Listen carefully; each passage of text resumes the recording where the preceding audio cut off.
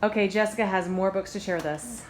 Okay, this is called Yearning for the Living God by F. Enzio Buscia, I think is how you say his name. And he's an emeritus general authority, and he was a Hitler Youth.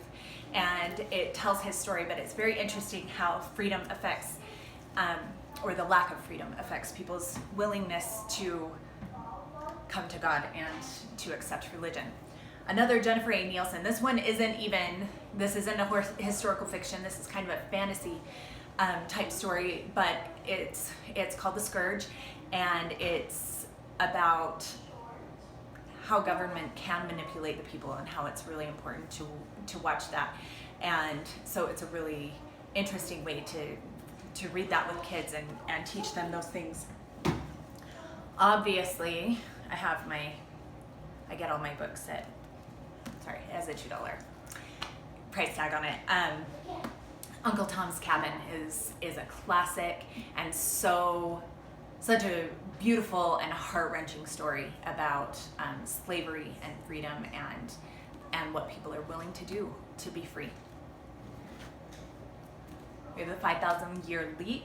I think I've read this book, other than the Book of Mormon. I think this is the book that I've read the most times, and I love this book. I love studying the principles of freedom. It's a really great way to help to understand freedom and what it is, what the founders' intent was in our country.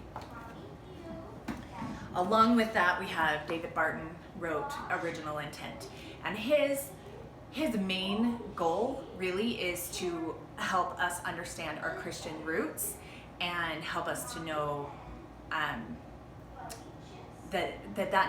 that was an important part of our country, and it needs to still be an important part of our country, just like Tim Ballard, because of this national covenant that we have.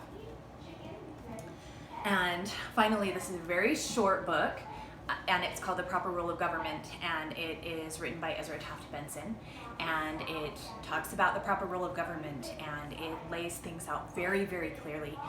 What is the proper rule of government and what is not. Thank you, Jess.